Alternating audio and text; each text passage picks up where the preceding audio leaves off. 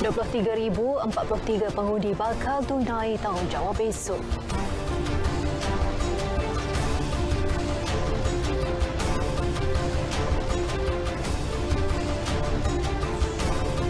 Konsep Sekolahku Sejahtera akan diperkenal terhadap 14 elemen nilai murni.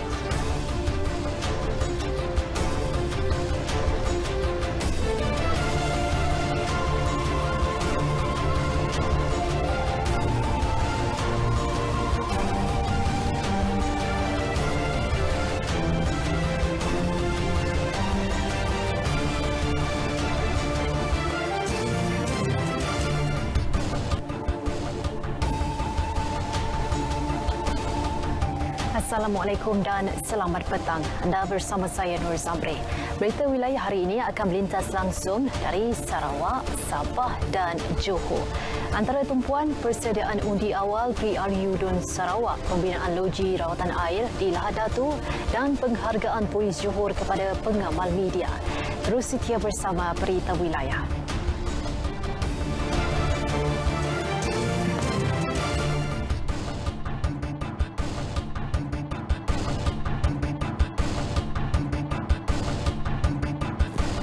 Konsep Sekolahku Sejahtera akan diperkenal. Menteri Kanan Pendidikan Datuk Dr. Muhammad Razzi Jidin berkata ia mempunyai 14 elemen yang akan diterapkan oleh guru secara tidak langsung di sekolah.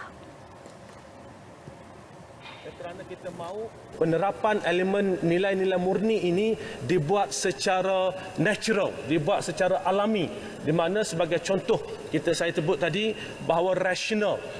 Anak-anak kita tidak didedahkan di peringkat awal tentang keperluan untuk membuat sesuatu keputusan dengan rasional. Apa yang berlaku kalau kita ingat dalam kes buli ini ataupun dalam kes buli-buli yang sebelum ini, termasuklah yang melibatkan arwah Zul Farhan, bahawa kalau mereka memikirkan secara rasional, mereka tahu tindakan mereka itu adalah tindakan yang tidak betul, kesan pada diri mereka, kesan pada keluarga mereka, kesan pada masa depan mereka adalah amat besar, dan pada masa yang sama kesan pada sahabat-sahabat dan rekan mereka juga adalah amat besar. InsyaAllah dalam masa terdekat kita akan turun ke bawah menceritakan bahawa pada masa ini kita mahukan anak-anak kita bukan sahaja menumpukan pada pendidikan akademik semata-mata, tetapi mereka memahami konsep-konsep penting dalam kehidupan. Beliau berkata demikian ketika menggulung perbahasan rang undang-undang perbekalan 2022 peringkat jawatan kuasa bagi Kementerian Pendidikan di Dewan Rakyat. Orang ramai kini boleh membayar kompaun saman trafik menggunakan mesin ATM Maybank.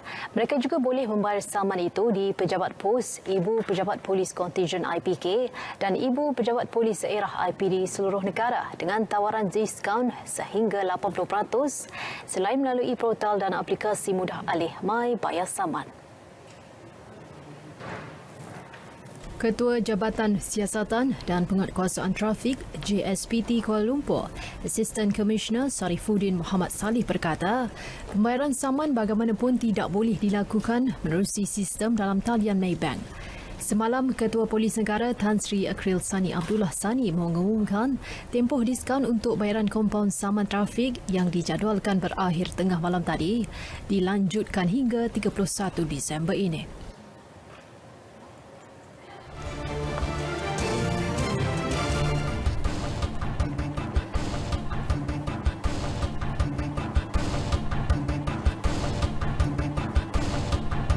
Seterusnya kita langsung ke Sarawak bersama Vanessa Mering dengan fokus persiapan undi awal PRU Dun Sarawak.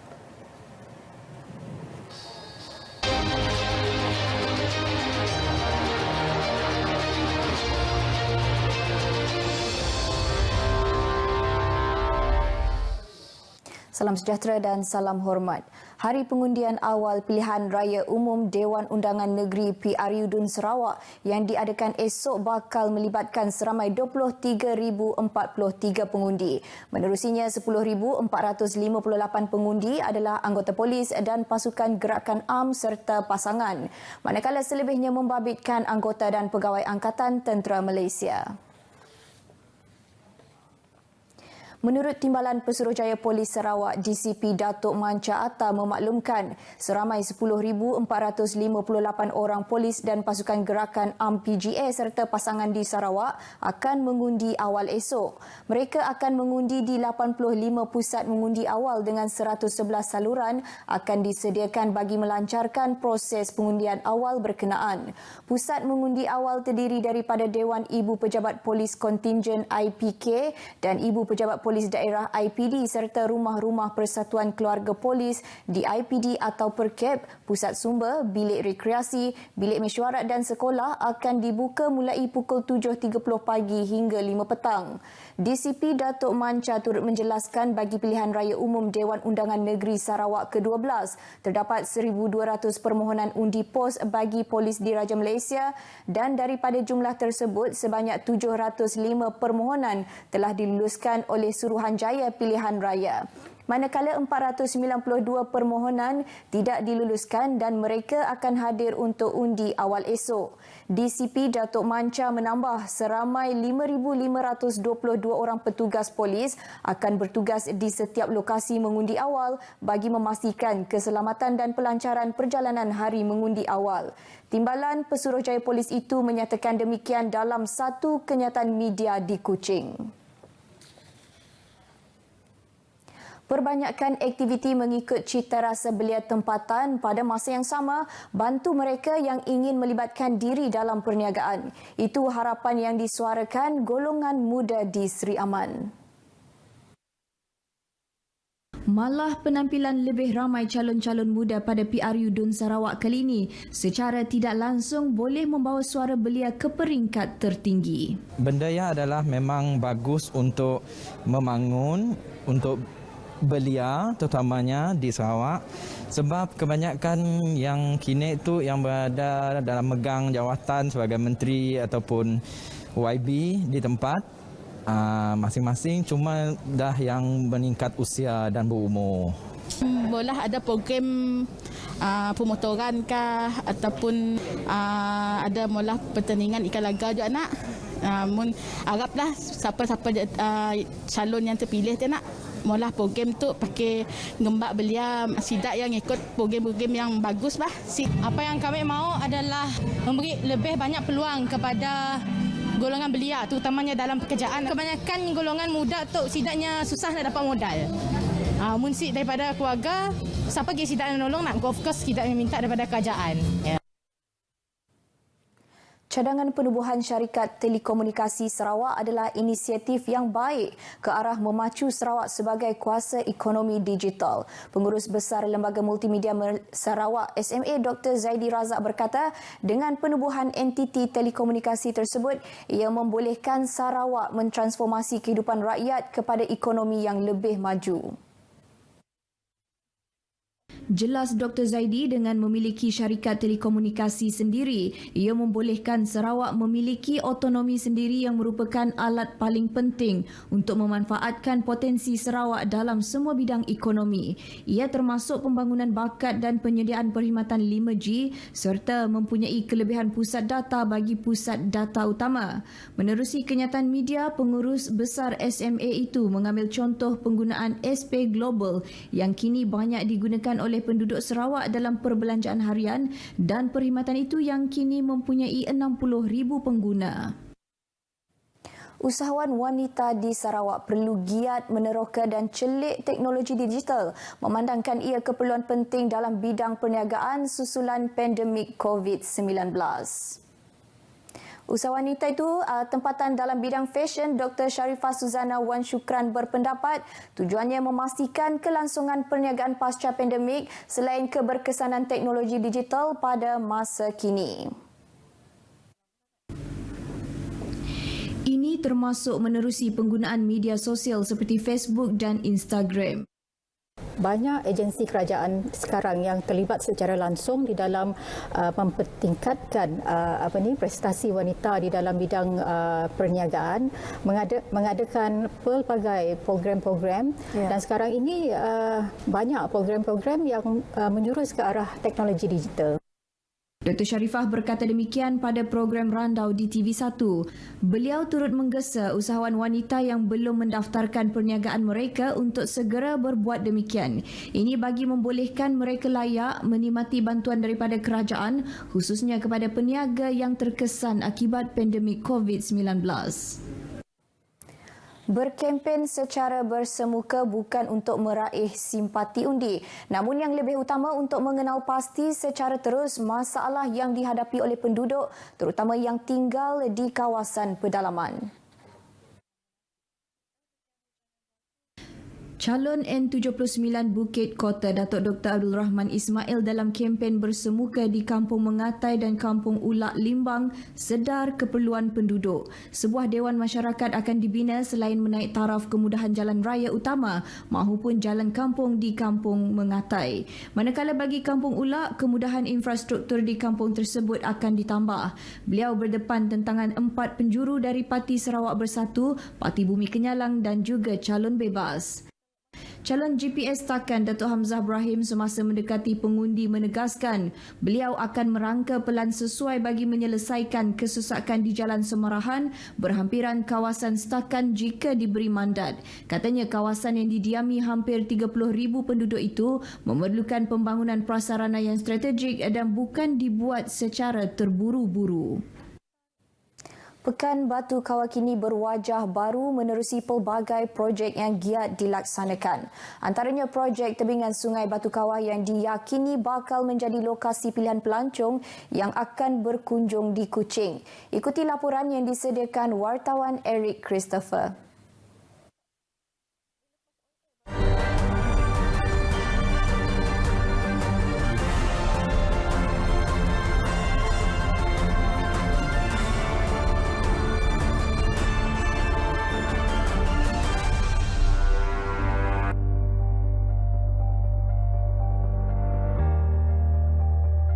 Renggat keterubah projeknya ke bungkus 10 juta ringgit sudah diperjalai ke nyawari tahun 2019. Datuk sudah tembuk timungkur 800 meter kandang dur. Bangunan ikonik Sky Window of Batu Kawah serta Taman Alai Ngelantang ke Ati di lagu ngenamai macam utai tumbuh megak dekat narit penatai Balai Temuai tirinduk ke pemanah rampak menua. Renggat kedua projek tu mungkur kandang dur bak baruh jambatan Datuk Chong Kyun Kong Datuk Benong diperjalai. Pasal banyak Sungai adalah khazanah yang sangat bernilai dalam kehidupan. Ke arah itu, semua pihak diminta untuk terus bekerjasama menjaga kebersihan sungai di Sarawak. Pengerusi Lembaga Sungai-Sungai Sarawak Dr. Murni Suhaili memaklumkan menerusi sungai yang bersih mampu mewujudkan peluang pekerjaan, menjana pendapatan, membekalkan tenaga elektrik serta membantu dalam mengembangkan industri pelancongan. Justru dengan kerjasama yang jitu menjaga kebersihan sungai daripada tercemar, ia dapat dilegasikan dengan baik kepada generasi seterusnya. Beliau ditemui selepas merasmikan program kesedaran awam kebersihan dan keselamatan sungai di Miri. Saya melihat sungai sekarang ini terutama sekali di kampung Pangkalan Lutong. Kalau dulu kita nanggal lah. Sebab saya selalu bercakap, sediakan saja kapal besar kalau nak ngutip sampah. Sekarang you sediakan kapal kecil pun tidak akan pernah. Ini berarti kebersihannya sudah tercapai lah. So bila saya melihat Jabatan Tata Sungai itu datang, ada potensi sungai-sungai dalam masa apa ni, membersihkan sungainya boleh jadi tempat pelancongan. Baik, dengan itu sekian perkembangan berita dari Sarawak. Patuhi prosedur operasi standard sepanjang pilihan raya umum Dewan Undangan Negeri Sarawak ke-12 ini. #KamiMilih yang sahih di Berita RTM. Kita kembali ke Angkasa Puri.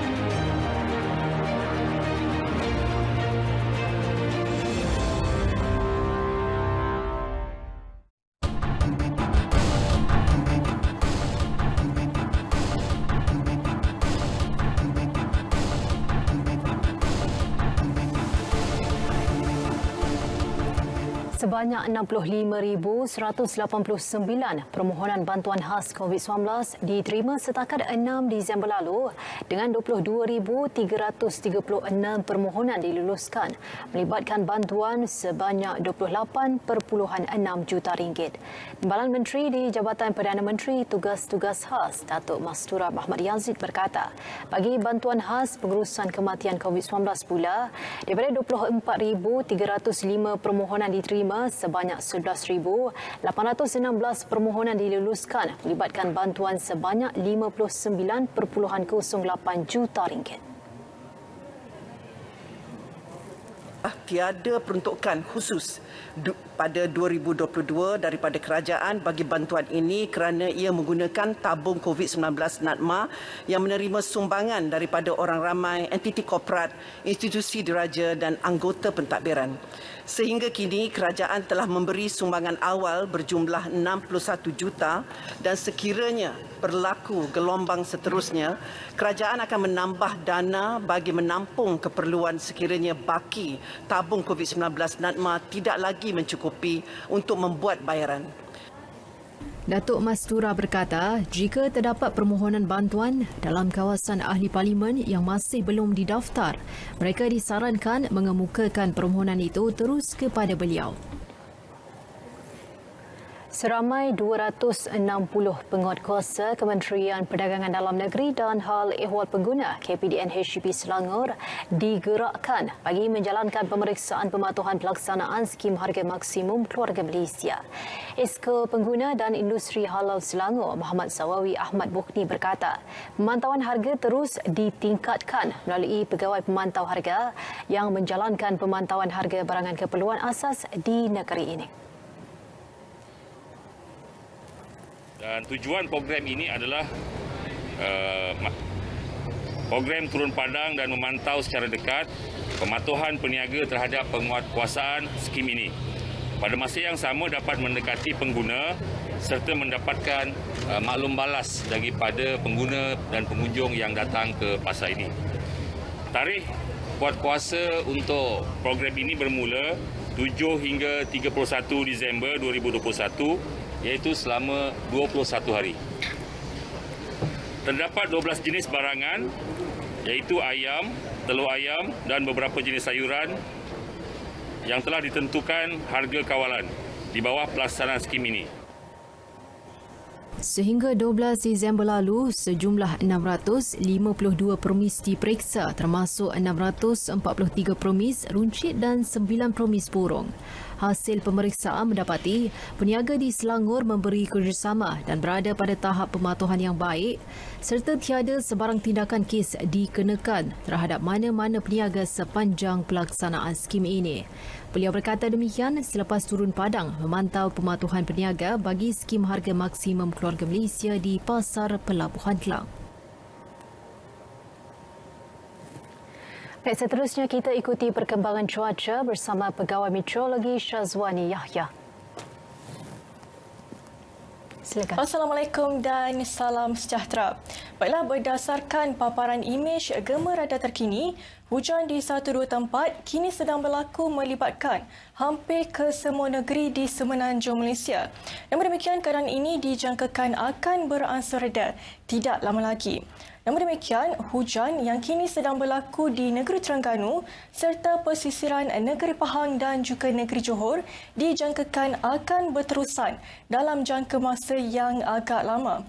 Oleh itu, Met Malaysia masih lagi mengekalkan amaran cuaca peringkat waspada melibatkan kawasan-kawasan yang berkenaan sehingga ke hari esok, iaitu 14 Disember 2021. Selain itu, menjelang 15 sehingga 16 Disember nanti, Met Malaysia turut menjangkakan hujan berpotensi untuk berlaku secara berterusan melibatkan seluruhan negeri Terengganu, Kelantan serta bahagian Kuantan, Pekan dan juga Jerantut di negeri Pahang. Oleh itu, bagi orang ramai yang tinggal di kawasan berkenaan dan juga merancang perjalanan, anda dinasihatkan supaya sentiasa berjaga-jaga dengan keadaan cuaca dan juga kemungkinan banjir yang boleh berlaku. Baiklah, seterusnya, Malaysia turut mengekalkan amaran angin kencang dan laut bergelora kategori pertama, kedua dan juga ketiga bagi kawasan-kawasan perairan yang bertanda kuning, jingga dan juga merah. Amaran ini dilanjutkan sehingga 15 Disember nanti. Dan di sepanjang tempoh amaran, kebanyakan aktiviti pantai dan juga perkapalan, termasuklah aktiviti di pelantar minyak dan juga perkhidmatan feri adalah amat berbahaya. Baiklah, bagi Sabah dan juga negeri Sarawak, hujan berserta ribut petir kini sedang berlaku melibatkan hampir ke semua bahagian bagi kedua-dua negeri. Lebih tertumpu di bahagian barat negeri Sabah serta bahagian barat negeri Sarawak. Keadaan ini dijangkakan akan berterusan sehingga ke malam nanti. Baiklah, sekian sahaja laporan cuaca untuk petang ini. Sekarang kita lihat ramalan cuaca bagi bandar-bandar utama di seluruh Malaysia. Sekian, saya Wan Yahya. Assalamualaikum.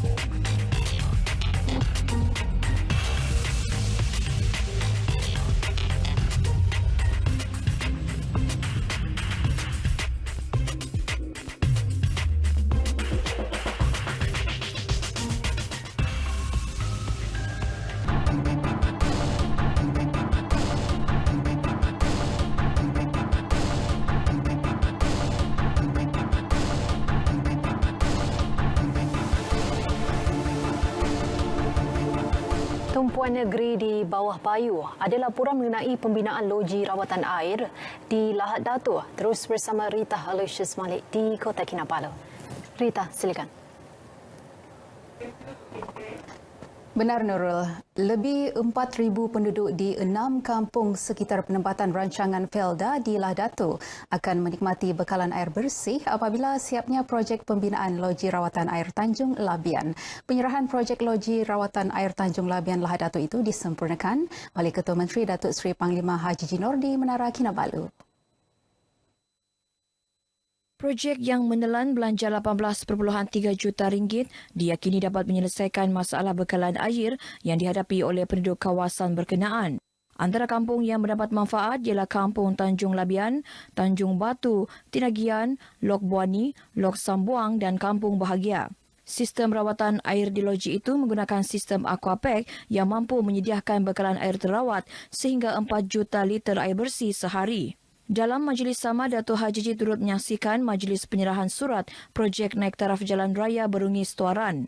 Projek berkenaan dari bulatan Berungis ke persimpangan Jalan Marabahai telah diluluskan untuk dilaksanakan dalam Rolling Plan 2 Rancangan Malaysia ke-12. Skop projek itu melibatkan kerja-kerja menaik taraf jalan 2 lorong 2 hala sedia ada sepanjang 4.09 km kepada 4 lorong 2 hala. Kumpulan sawit Kinabalu maju setapak lagi apabila terus menerokai bidang pengeluaran dan penghasilan gula melibatkan komoditi sawit. Ini terbukti apabila 3 memorandum berjaya ditandatangani oleh syarikat milik kerajaan negeri tersebut yang berlangsung di Pusat Konvensyen Antarabangsa Sabah SICC di Kota Kinabalu. 3 majlis menandatangani memorandum persefahaman MOU iaitu antara Sawit Kinabalu Encotech dan All Cosmos Industries Sendirian Berhad, Sawit Kinabalu Sendirian Berhad dan Universiti Teknologi Mara UiTM serta Sawit Kinabalu Sendirian Berhad dengan IIPM Sabah. Hadir menyaksikan memorandum tersebut Ketua Menteri Sabah Datuk Seri Panglima Haji Jinor. Sebelum itu dalam ucapannya, usaha kumpulan Sawit Kinabalu yang mempelbagaikan sumber perniagaan seperti pembangunan hartanah, penternakan lembu, pedaging dan burung walit adalah satu inisiatif yang amat baik. Ini ditambah apabila berjaya mencatatkan keuntungan sebelum cukai yang tertinggi dalam sejarah, iaitu lebih 320 juta pada tahun ini berbanding unjuran 131 juta. Sementara itu, Pengarah Urusan Kumpulan Sawit Kinabalu, Dato' Bachok Jansi berkata, pihaknya kini merupakan jentera pelaburan dan perniagaan di Sabah berasaskan tanah dan agropertanian secara bersepadu. MOU tersebut adalah sempena sambutan ulang tahun ke-25 Kumpulan Sawit Kinabalu. 3 lelaki dipercayai terbabit dalam kegiatan menyeleweng minyak masak bersubsidi berjaya diberkas menerusi 2 serbuan berasingan di Sandakan Sabtu lepas. Manakala nilai rampasan dianggarkan RM97,500. Pegawai Pemerintah Pasukan Gerakan AM PGA Batalion 20 Beluran ACP Muhammad Rafiq Muhammad Mustafa berkata, serbuan pertama di Batu 14 Sandakan berjaya menahan suspek berumur 68 tahun bersama-sama 25 tong berisi minyak masak seberat 400 kg. Sementara itu, serbuan kedua di Batu 12 Jalan Labuk turut menahan seorang lelaki berumur 43 tahun bersama-sama pelbagai peralatan untuk menyeleweng minyak masak. Penahan individu ketiga pula seorang lelaki 34 tahun sebagai pemandu lori yang menyerah diri. Sindiket ini mencampurkan minyak masak subsidi dengan minyak masak CPO untuk dijual kepada kilang-kilang yang berhampiran. Kita juga telah mengenal pasti beberapa kilang yang terlibat di dalam aktiviti penyelewengan ini dan tindakan akan diambil dalam masa terdekat. Beliau berkata demikian dalam satu sidang media di Sandakan.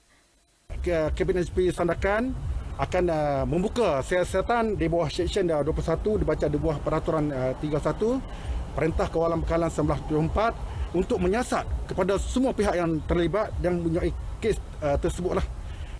KPDN HEP juga akan menyarankan kepada Lembaga Minyak Sawit Malaysia MPOB supaya membatalkan lesen ke atas kilang-kilang memproses minyak masak yang mendapat minyak melalui sumber yang tidak sah. Sabah mampu mengangkat konsep keluarga Malaysia lebih baik dengan menonjolkan pelbagai budaya dan tradisi yang diamalkan. Ini termasuklah sambutan Pesta Magahau Anjuran Persatuan Momogun Rungus Sabah Samora yang telah diadakan di Ibu Negeri. Sebagai potensi produk pelancongan, kerajaan negeri sentiasa komited dalam menjaga khazanah budaya dan tradisi pelbagai etnik. Sokongan ini juga mampu menjana ekonomi penduduk setempat. Ini dapat menghimpunkan seluruh keluarga, bukan saja bangsa Rungus tetapi masyarakat setempat berhampiran kampung. Memang ada plan kita, perancangan kita. Dan bukan saja Magahau ini, tetapi ada beberapa lagi pesta kesukuan di negeri Sabah ini yang akan kita kenal pasti untuk kita angkat. Datuk Jafri ditemui media selepas merasmikan Pesta Magahau 2021 di Kota Kinabalu. Sementara itu, Presiden Persatuan Momogun Rungus Sabah Samora, Datuk Dr. Jalani Hamdan dalam ucapannya memberitahu penambahbaikan penganjuran dibuat melalui rombakan penstrukturan zon sejak 2019 dan diperkasakan sehingga ke peringkat antarabangsa. Sambutan Pesta Magahau kali ke-8 2021 ini membawa tema Magahau tanpa sempadan bersatu demi keamanan diisikan pertandingan dan persembahan. Cuti sekolah digunakan sebaiknya oleh ibu bapa untuk memenuhi keperluan anak-anak seperti mengadakan majlis berkatan. Justru di Kawang Papar telah diadakan majlis berkatan beramai-ramai khususnya membantu ibu bapa kurang berkemampuan selain dilaksanakan mengikut norma baharu. Pemimpin Pembangunan Masyarakat Kawang, Rosli Haji Ibrahim berkata, program ini melibatkan kerjasama 6 buah masjid. Kali ini kita anjurkan mengikut masjid-masjid. Kalau sebelum ini kita kumpul ramai-ramai. Apabila suasana pandemik melanda, kita ubah pula supaya kita tidak berkumpul dalam jumlah yang begitu besar. Sambutan okey, meriah juga. Pasal ini yang aku rasa kali kedua sudah yang sekarang ni lah. Aku rasa memanglah itu satu kemudahan yang cukup bermakna lah kepada orang-orang kampung lah. Dalam majlis ini seramai 27 kanak-kanak sekitar Kampung Bundusan dan pengalat kecil Papar terlibat dalam program berkatan. Baik saudara, sekian perkongsian dari Sabah untuk petang ini. Terus patuh SOP, amalkan kawalan kendiri. Sekali lagi, saya Rita Alusius Malik. Kembali kepada Nurul. Silakan. Terima kasih Rita di atas perkembangan itu.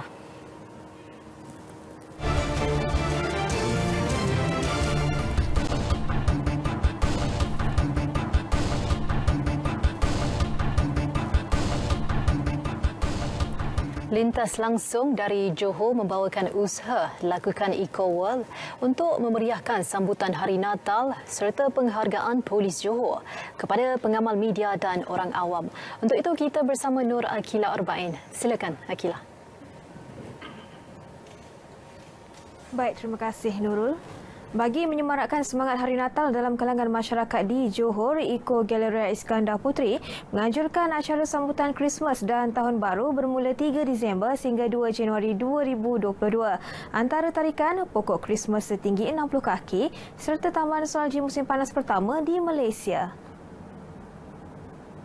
Pengurus awam Eco South New Point Shu berkata, taman salji musim panas tersebut dilengkapi dengan salji buatan yang dihasilkan daripada bahan yang selamat dan tidak mudah cair.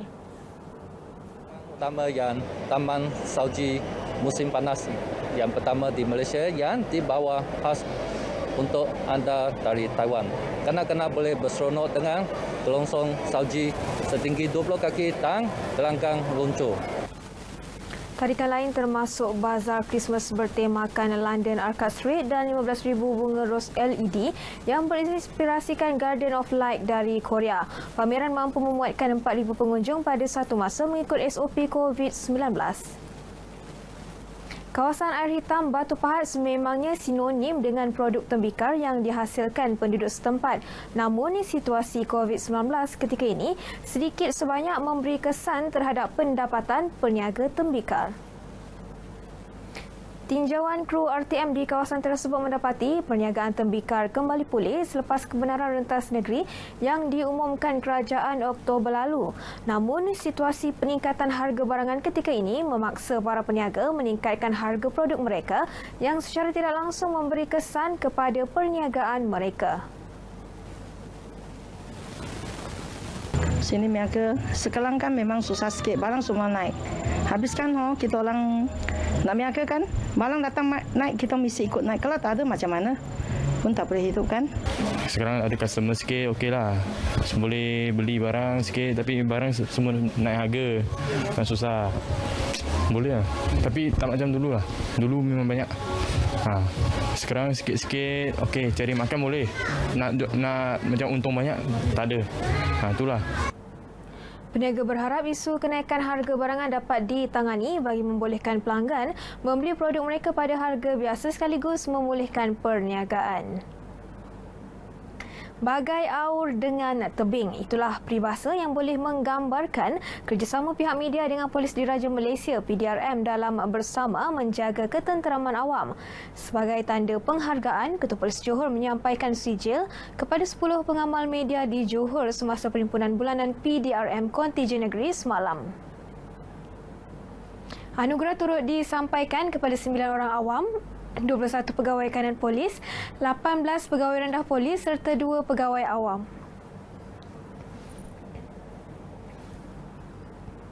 Dengan penghargaan ini dia memberikan semangatlah untuk para media, pengamal media untuk memberikan yang terbaik dan sekaligus dia dapat mengeratkan lagi kerjasama antara media dan polis kerana kedua-dua agensi ini saling memerlukan sebab kita nak menyampaikan maklumat informasi yang tepat, adil untuk masyarakat awam.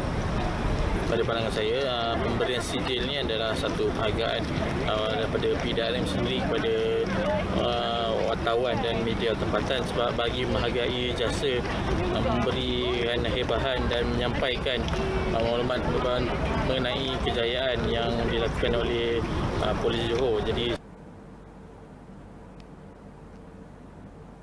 baiklah, paparan tersebut mengakhiri laporan dari Selatan Tanah Air. Kembali semula ke Angkasa Puri. Terima kasih Akila. Anggota bomba yang meninggal dunia selepas terlibat dalam letupan ketika operasi memadam kebakaran di sebuah kilang di Segamat Johor Kelmain selamat dikebumikan tengah hari tadi. Allahyarham Muhammad Firdaus Sulaiman, 32 tahun, dikebumikan di Tanah Perkuburan Islam Karya Masjid Jami' Datuk Kelana Petra, Sending, Ampangan kira-kira pukul 12.30 tengah hari. Jenazah Allahyarham sebelum itu tiba di Surau Al-Falah, Taman Desa Ru, Sikamat kira-kira pukul 11.30 pagi dari Hospital Segamat untuk urusan solat jenazah dan majlis penghormatan terakhir. Turut hadir ke majlis pengebumian Ketua Pengarah Jabatan Bomba dan Penyelamat Malaysia JBPM Datuk Seri Muhammad Hamdan Wahid, Pengarah JBPM Negeri Sembilan Hamdan Ali dan Pengarah JBPM Johor Datuk Yahaya Madis. Terdahulu, Allahyarham mengalami kecederaan pada bahu dan pinggul selepas tercampak kira-kira 10 meter ke tingkat bawah dalam kejadian letupan di tingkat 3 bangunan kilang tersebut. Allahyarham merupakan anak ketiga daripada 5 orang adik-beradik, meninggalkan seorang isteri dan anak perempuan berusia 3 tahun. Kesedaran orang ramai terhadap aktiviti kitar semula semakin meningkat walaupun negara berhadapan Perintah Kawalan Pergerakan. Pengerusi SW Corp, Datuk Rizalman Mukhtar berkata, tahun ini kadar kitar semula kebangsaan mencatat peningkatan sebanyak 31.52% berbanding 30.67% tahun lepas. Dari segi kadar kita semula kita dah pun mencapai 31%. Walau bagaimanapun pada kita masih lagi banyak perkara yang kita perlu buat supaya kadar kesedaran ini dapat kita pertingkatkan. Bukan bermakna kita terlalu lambat, tetapi sebenarnya mungkin kita boleh pergi jauh lebih ke depan kalau semua pihak main peranan macam Suci hari ini antara pihak-pihak yang membantu kita. Jadi kita seru NGO yang di luar dapat mainkan peranan yang bersama dan kita SW Corp kita akan facilitate. Ujarnya, semua pihak perlu memahami objektif sebenar kitar semula sebelum negara dapat mencapai kadar kitar semula kebangsaan yang tinggi pada masa akan datang. Beliau berkata demikian selepas majlis menandatangani memorandum persefahaman antara SW Corp Malaysia dan Persatuan Zoo Tri Melaka di Batu Berendam. Sebuah syarikat pembekal daging sejuk beku bersama pengurus stor dan akaunten mengaku tidak bersalah di Mahkamah Seksyen Johor Bahru atas 16 pertuduhan pengubahan wang haram antara 2018 hingga 2020. Pengakuan dibuat tertuduh syarikat LY Frozen Food diwakili pengarahnya Yong Chi Kiong 40 tahun, pengurus stor Cheong Kim Kluang 48 tahun dan akaunten Eng Yi Jin 37 tahun di hadapan Hakim Fatimah Sahari. Hakim turut mengeluarkan waran tangkap terhadap seorang lagi tertuduh yang masih bebas iaitu Tan Siu Huak 42 tahun. Mereka didakwa menerima 13.28 juta ringgit hasil aktiviti haram melalui akaun semasa milik LY Frozen sebanyak 4 kali di 2 bank iaitu di Senai Kulai dan Taman Molik Johor Bahru antara 31 Oktober 2018 hingga 30 November 2020. Semua tertuduh masing-masing berdepan 4 pertuduhan didakwa mengikut Seksyen 4-1-B Akta Pencegahan Pengubahan Wang Haram, Pencegahan Pembiayaan Keganasan dan Hasil daripada Aktiviti Haram 2001. Sabit kesalahan boleh dihukum mengikut Seksyen 4-1 Akta sama iaitu penjara maksimum 15 tahun dan denda 5 kali ganda daripada jumlah hasil aktiviti haram atau peralatan kesalahan dilakukan atau 5 juta ringgit yang mana lebih tinggi. Kes disebut semula esok.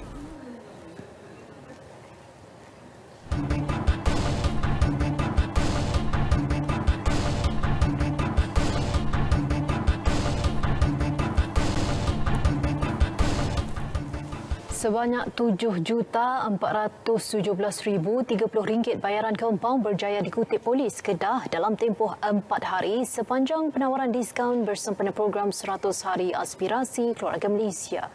Ketua Polis Kedah Datuk Kamarul Zaman Mahmat berkata, dalam tempoh itu 143,524 saman trafik telah berjaya dijelaskan. Datuk Kamarul Zaman menerusi satu kenyataan hari ini menasihati orang ramai agar segera menjelaskan saman trafik dan tidak menunggu saat akhir bagi mengelakkan kesesakan di kaunter pembayaran. Katanya langkah itu juga bagi memastikan prosedur operasi standard SOP dipatuhi sepanjang masa. Seorang bekas pegawai bank mengaku tidak bersalah atas 15 pertuduhan berkaitan pengubahan wang haram dan menipu membabitkan nilai 3.6 juta ringgit. Tertuduh R. Ganison berusia 35 tahun minta dibicarakan selepas pertuduhan dibacakan di hadapan Hakim Nur Aini Yusof. Tertuduh didakwa menerima wang tunai keseluruhan berjumlah 3.4 juta ringgit daripada 12 individu hasil daripada aktiviti haram ketika berkhidmat sebagai pegawai penasihat kewangan bank menerusi 14 pertuduhan.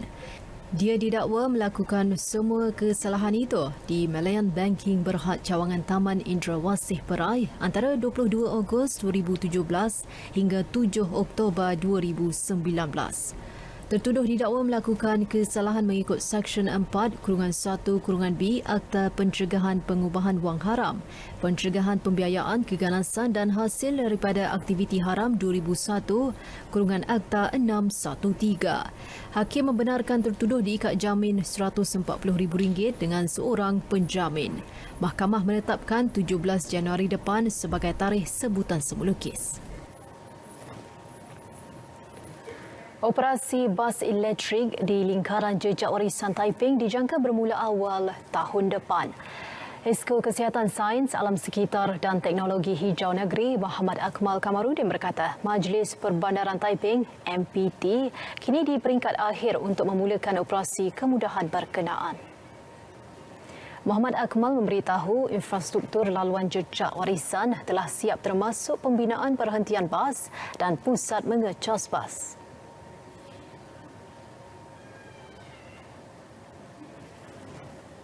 Bas ini akan diusahakan oleh majlis sendiri dengan tujuan untuk menjadi pemangkin kepada pelancongan warisan tempatan, iaitu sebuah middle size EV bus yang menggunakan tenaga elektrik sepenuhnya telah disumbangkan oleh kerajaan Jepun melalui Japan International Cooperation Agency. Perkara itu dinyatakan dalam sesi persidangan kedua mesyuarat tahun keempat Dewan Undangan Negeri Perak ke-14. Pelaksanaan itu juga bertujuan menjadi pemangkin kepada pelancongan warisan tempatan.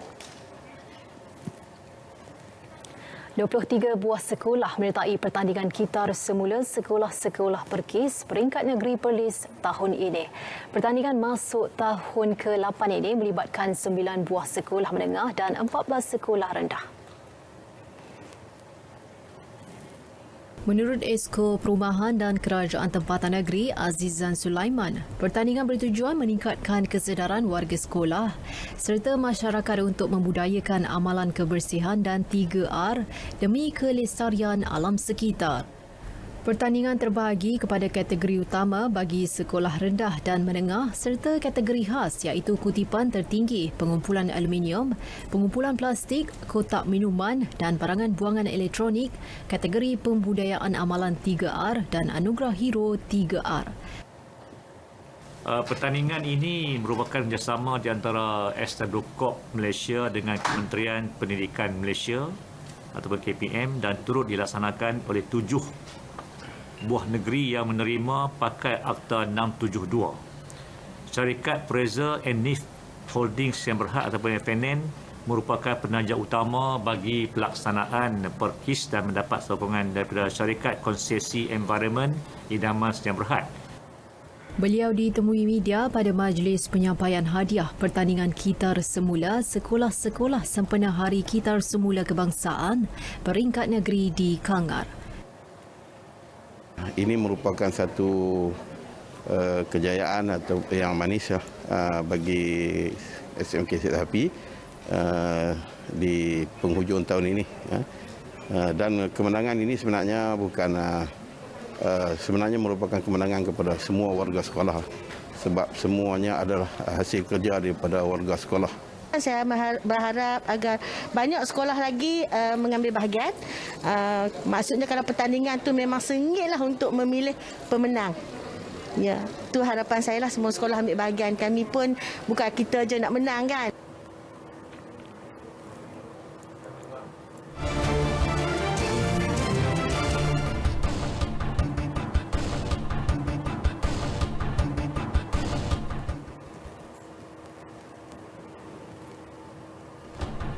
Polis merekodkan kutipan saman berjumlah 6.9 juta ringgit dalam tempoh 4 hari menerusi tawaran diskaun saman trafik sempena program 100 Hari Aspirasi Keluarga Malaysia. Ketua Polis Terengganu Datuk Rohaimi Maris berkata, bermula Khamis sehingga 8 malam tadi, sebanyak 371,042 saman trafik atas pelbagai kesalahan telah dilunaskan orang ramai di kaunter bayaran saman trafik seluruh ibu pejabat daerah Polis Terengganu. Seramai 32,129 orang hadir membuat bayaran di kaunter bermula dari hari pertama pelaksanaan tawaran diskaun sehingga kaunter ditutup pada pukul 6 petang semalam. Polis Diraja Malaysia PDRM Terengganu menasihati orang ramai agar membuat perancangan untuk menyelesaikan seraman trafik dan tidak menunggu pada saat akhir bagi mengelak berlaku kesesakan semasa mengunjungi kaunter saman kelak. Semalam, Ketua Polis Negara Tan Sri Akril Sani Abdullah Sani berkata, tempoh tawaran diskaun pembayaran saman yang dijadual berakhir semalam telah dilanjutkan sehingga 31 Disember ini. Cuti persekolahan dimanfaatkan dengan program Kehantaran Anjuran Pejabat Dewan Undangan Negeri DUN Pengkalan Kubu Tumpat Kelantan untuk kanak-kanak berusia 6 sehingga 12 tahun. Bertempat di Wisma Imtiaz, ramai 146 kanak-kanak terlibat dalam program Khitan Perdana Perkenaan. Menurut Pengerusi Jawatankuasa Belia, Sukan dan Badan Bukan Kerajaan NGO Kelantan, Wan Roslan Wan Hamad, acara tahunan itu menyasarkan golongan asnaf dengan peserta hanya perlu membayar kos RM20. Pihaknya memperuntukkan sebanyak RM10,000 untuk program perkenaan. Kita buat ni mengikut SOP lah, sebagaimana yang ditetapkan oleh pihak KKM lah. Sentiasa pakai mask penutup muka. Kita minta dia orang ni kukbar, Mai Sejahtera, sebagaimana ditentukan oleh pihak KKM. Sementara itu, pasangan kembar dari Kampung Telaga Lanas, Muhammad Iman Irfan Mazalan dan adiknya Muhammad Iman Ilyas 9 tahun tidak sabar untuk berkhatan kerana semua rakan mereka sudah melalui fasa tersebut. Menurut bapa pasangan itu, Mazalan Muhammad, mereka turut bangun awal pagi kerana tidak sabar untuk dikhatankan. Ya, sebenarnya beria-ria sangatlah nak sunat ni. Sejak setahun lepas lagi sebab kawan-kawan dia, sepupu-sepupu dia tahun lepas pakak sunat berlaku. Jadi dia pun beria-ria. Jadi saya pula sebagai ibu bapa agak tak agak macam nak lepas anak saya sunat. Sebab dia baru jadual. Peserta termuda Muhammad Al-Kashah Al-Fatil Muhammad Nurul Nasharuddin, 6 tahun pula, tenang menunggu untuk berkhatan sambil ditemani neneknya. Dia bersemangat nak juga. Lepas apa lagi pun nombor dia pun nombor awal kan. Dah seminggu dah duduk berapa, duduk kira-kira nak mari dah 1 hari ke 1 hari. Sampai hari ni sampai hari masa dia. Perkhidmatan ambulans percuma diberikan kepada golongan asnaf yang memerlukan. Inisiatif ini adalah kerjasama Masjid Ibrahim di Hentian Gua Musang dengan Pertubuhan Amal Cakna Kasih berikutan keperluan pesakit terlantar yang perlu menghadiri janji temu di hospital ketika pandemik COVID-19. Pengerusi Masjid Ibrahim, Cik Ibrahim Cik Ismail berkata, khidmat ambulans itu dilakukan tidak mengira jarak perjalanan jauh atau dekat. Selain itu, pihaknya turut menyediakan van jenazah percuma kepada golongan asnaf. Pengurusan ambulan ini adalah di bawah pengurusan Masjid Ibrahim Gua Musa. Kita panggil Syakna Kasih Masjid Ibrahim Gua Musa. Jadi kepada mereka-mereka yang tak ada kemampuan untuk membawa pesakit-pesakit yang kronik lah kebanyakannya, yang tak boleh berjalan, yang tak boleh bergerak, kita beri keutamaan untuk mengambil mereka daripada rumah hantar ke hospital. Sama ada hospital USM Kubangkerian, hospital Raja Perempuan Zainab II di Kota Baru, hospital Kuala Kerai, yang terdekat adalah hospital Gua Musa. Ambulans dan ben jenazah itu dikendalikan oleh pemandu terlatih dan dibantu oleh anggota Angkatan Pertahanan Awam Malaysia APM. Jelasnya orang ramai di daerah Gua Musang yang ingin menggunakan perkhidmatan van dan ambulans boleh menghubungi talian tertera.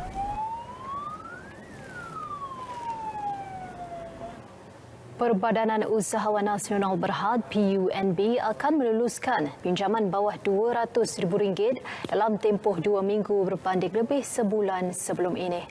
Menurut pengerusinya, Datuk Ahmad Nazlan Idris berkata, pengurusan PUNB sudah diminta mengubah peraturan berkenaan untuk membantu usahawan kembali aktif dalam perniagaan yang telah dirancang dalam tempoh fasa pemulihan pandemik COVID-19.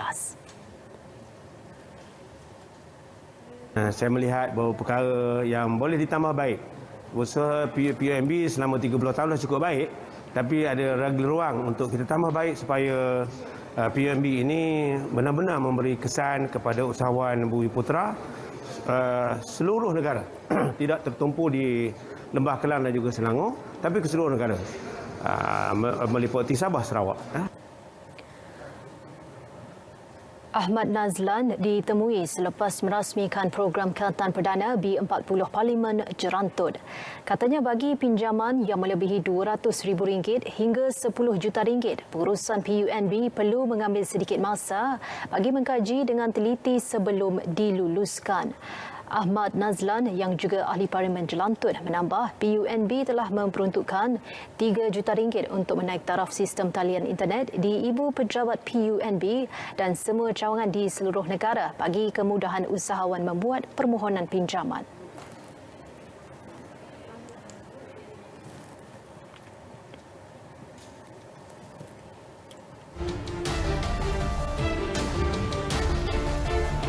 Saya tetap berbangga dengan persembahan para pemain. Itu luahan Ketua Jurulatih Tan Jeng Ho susulan kekalahan 0-3 kepada Vietnam pada aksi ketiga kumpulan B Piala AFF Suzuki 2020 di Stadium Malaysian malam tadi.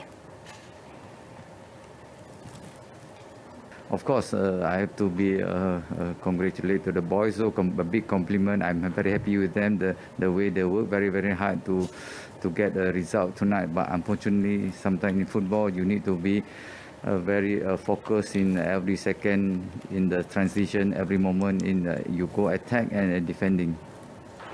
2 gol skuad Naga Emas hadir pada separuh masa pertama, manakala gol ketiga mereka dijaringkan pada hujung permainan. Dalam masa sama, beliau berharap 2 tonggak pertahanan, Muhammad Aidil Safwan Abdul Razak dan Muhammad Syahrul Saad yang mengalami kecederaan sempat pulih untuk berdepan Indonesia Ahad depan. Malaysia perlu menewaskan skuad Garuda pada aksi terakhir kumpulan B untuk mencerahkan kembali peluang mara ke separuh akhir. Perkembangan hoki tanah air, skuad projek khas wanita akhirnya dibenarkan pulang ke Malaysia hari ini. Pasukan kendalian Nasihin Nobli sebelum ini terlepas peluang beraksi pada kejohanan trofi juara-juara Asia ACT 2021 di Donghae, Korea Selatan yang tamat kemarin susulan pemainnya disahkan positif COVID-19. Konfederasi Hoki Malaysia KHM menerusi kenyataan berkata, skuad The Malaysian Tigres telah berlepas pukul 9.30 pagi waktu Malaysia dan dijangka tiba di lapangan terbang antarabangsa Kuala Lumpur KLIA pada 7.40 malam ini. Mereka kemudian akan menjalani kuarantin wajib yang ditetapkan oleh Kerajaan Malaysia. Bagaimanapun, 2 pemain terbaru yang telah disahkan positif COVID-19 ketika ujian calitan baru-baru ini masih perlu menjalani proses kuarantin yang akan berakhir tidak lama lagi. Ketua Jurulatih Nasihin Nubli dan pengurus pasukan Siti Nur Amarina Ruhani akan terus berada di Dong Hei bersama-sama dua pemain tersebut bagi memastikan kebajikan dan keselamatan mereka dijaga. KHM sebelum ini mengesahkan pemain negara Nurul Faizah Syafiqah Khalim disahkan positif COVID-19 ketika ujian saringan ketika tiba di negara itu pada 29 November lepas. Ia menyebabkan seluruh pasukan negara dikuarantin sejak 1 Disember dan kemudian tidak dibenarkan beraksi dalam kejohanan itu. Usaha menyebar luas pengetahuan masyarakat khususnya berkaitan peralatan muzik kraft kini diterjemahkan menerusi penganjuran Pesta Muzik Kraft Langkawi 2021. Selain memperkasakan produk kraft, ia turut membentuk sebuah jati diri bangsa yang menghargai warisan seni Melayu agar tidak ditelan zaman. Ikuti laporan disediakan wartawan Muhammad Najib Masyur. Anjuran pesta muzik ini juga bagi menanam minat anak muda dalam seni penghasilan produk kraft berteraskan alatan muzik. Sebanyak 3 kategori bidang kraft diketengahkan kepada pengunjung iaitu kraft hasil rimba, kraft logam dan aneka kraft. Keunikan kraft ini secara tidak langsung dapat mempromosikan penggunaan produk kraft dalam setiap persembahan seni dan budaya warisan di peringkat yang lebih tinggi. Saya dipanggil kemari untuk tujuan memperkenalkan tradisi rebana Perak ni. Adakah dia masih boleh bertahan kekal hingga sekarang ataupun boleh digabung dengan permainan alat muzik yang tradisional? Saya kata boleh dan kami dah buktikan pun. Kami telah membuat persembahan 2-3 kali bahawa pendapat penonton dia kata memang terbaik. Begitu juga sebaliknya bagi rebana, angklung, kompang, gendang dan sebagainya tu memang selama ni diorang tahu alat muzik tapi tak tahu bagaimana alat muzik itu dibangunkan. Ini satu pendekatan yang sangat baiklah bagi pandangan saya. Surnet ni bermula daripada nenek saya. Lepas tu mengikutkan tu dalam 4 generasi termasuk saya. 4 generasi, lepas tu mula timbul minat ni satu keturunan. Yang kedua lepas tu orang tua asyik dia bawa ke sini ikut program-program macam ni lah. Program makenuri kahwin. Selain itu, demonstrasi kraft alat muzik tradisional bersama adik guru kraft dan persembahan pentas serta jualan produk kraft juga ada disediakan kepada pengunjung. Eksplorasi kraft, persembahan pentas dan tarian tradisional. Itu antara 3 yang dipentaskan dan dipertontonkan kepada anda pastinya di Kompleks Kraft Langkawi bermula 11 Disember lalu menerusi program ini. Ia merupakan sebuah satu usaha kerajaan menerusi Kementerian Seni dan Budaya Motek bagi menonjolkan usaha murni ini khususnya kepada alatan-alatan muzik tradisional untuk dipamerkan kepada anda khususnya anak-anak muda di seluruh negara. Pesta muzik kraft ini diadakan selama 9 hari di Kompleks Kraft Langkawi sehingga 19 Disember ini. Muhammad Najib Mansur, Berita RTM. Baik saudara, berita wilayah edisi Isnin berakhir di sini. Keluarga Malaysia terus amal kawalan Kendiri, lindung diri, lindung semua. Yang sahih di Berita RTM. Saya Nur Zamri, Assalamualaikum dan salam hormat.